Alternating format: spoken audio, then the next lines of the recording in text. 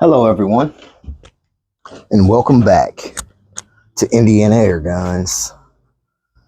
Today on the channel, guys, we have out the Beeman QB78D deluxe version. It's kind of skeptical about buying this rifle at first because it was so cheap. I'm glad I did go ahead and pull the trigger on it. It's pretty unique. It is a cock on close system on this particular rifle, and looks like I've got it scratched up and beat up a little bit there. But it gets used, you know what I'm saying? Things happen, guys. In and out of the gun racks, you know what I'm saying? It's just one of them things, you know.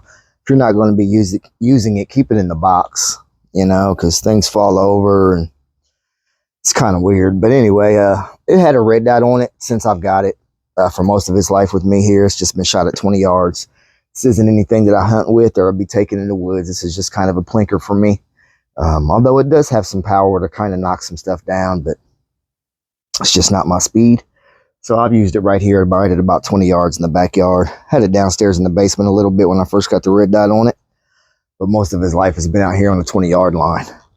It's a beautiful stock on this Beeman, man. A beautiful stock, nice big rubber butt pad. Absolutely love the rifle, guys. Today I've got set up just a couple simple paper targets down here, a couple little diamonds on the target, I should say. We're just going to take 5 shots each, nothing special, no tiny targets or anything today, and just see how she's doing. I just took the red dot off and put this scope on, so I'm not sure exactly where she's at, but be good enough to get a couple groups in. So let's go ahead and get you guys down on the target, and we'll come back and we'll get 5 down. We'll be shooting the Crossman Destroyers today. They are a 7.6 grain. They are the Spain version, not the old USA version. Kind of trying to save those because I do some other things with those. So let's get you down range here, and let's see how the Beeman QB78D is doing this morning. If I didn't mention it, this is a 177. So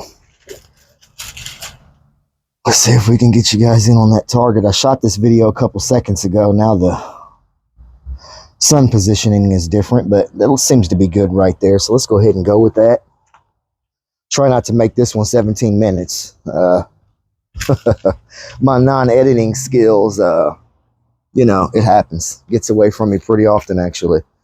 So let's go ahead and get the first one loaded in here, and we'll get to shooting. Again, these are the Crossman Destroyer 7.6 grain. The one's made in Spain. We'll take that one on the left first. I was hitting a little low right, so I don't know where this is going to go, but see what happens here.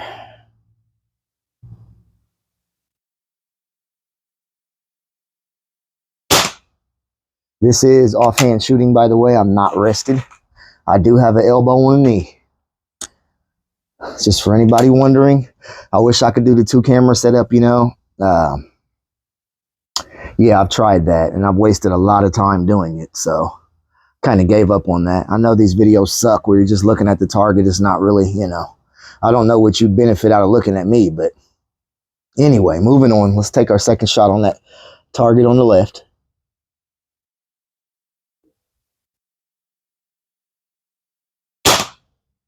Oh, and there goes my point of aim. Okay, well, that's kind of why I don't like doing that, but I did it for you guys because I was just going to shoot over there at a blank box. And I could hear it in the comments now, so I just went ahead and put the target or the little red dot up there anyway.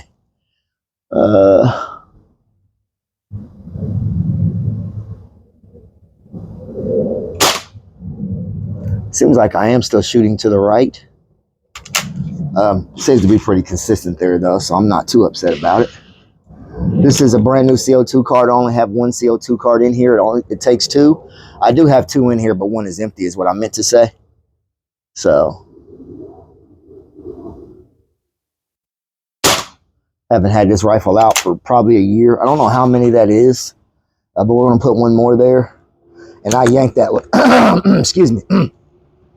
I pulled that last one to the right there. So we're going to take 1 more over here to the left. And I pulled that one as well. Every bit a minute a squirrel, though. I'm not upset at that at all. I have taken some game with this, not purposely. I didn't come out for that. for that function, but it did work. It got the job done for sure. But yeah, I haven't touched this in probably a year or so, guys. I was just trying to shake it down this morning. I went up there. I was looking at the collection, like, what can I shoot that I haven't shot in forever? What needs to get out, you know? And this was sitting there calling my name. So I'm pretty glad I did. I've gone through a couple CO2 carts this morning, and it's been a great time this far. So we'll go to the right. Nice.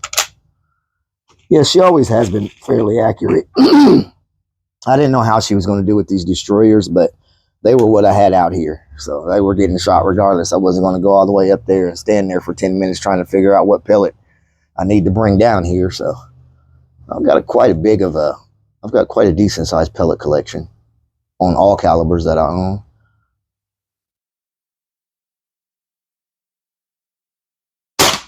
I'm getting ready to break down my DAR Gen 2 or Gen 3. It's leaking. Has been for probably since day one. But it's okay. I don't know what happened to my point of aim there, but it's gone.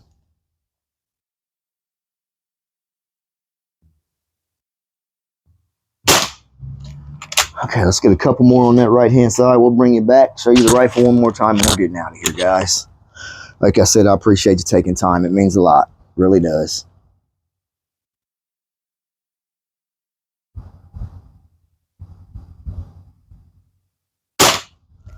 Justin, if you see this, my buddy from Fuel and Firepower, I did receive your package the other day, brother. Thank you. Far too nice, man. You're far too nice. I won't say anything about what you said in that note or any of that. I'll let these guys find out on their own. And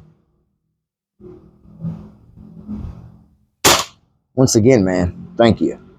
So there's 10 or 12 shots there. I think you get about 30 or so per CO2, and then she starts to fall off. So let's go down here and see how we did. Take a little bit of a closer look myself. You guys are already seeing it, of course. And yeah, I'm coming out to the right, guys. But that's me pulling too, I think. It is what it is. We'll go ahead and put the dime up there and see what happens. And yeah, nowhere close, maybe a quarter. And this one was good here. I had like 3 or 4 right here. And I had a couple outside over here and one below. So yeah, still a squirrel's head all day. Both of those groups are. Pretty proud of those for, you know, not having shot this rifle in Lord knows how long, at least a year, at least. I got this way early on in my PCP or CO2 or however you guys see that collection, and I've really enjoyed it. I really, really have. See if we can bring you guys back here. Okay. See if I can get the rifle. Let's try to keep this under 10 minutes here. I'd like to have been done by now, but Hank talks too much. Again, that's the QB78D.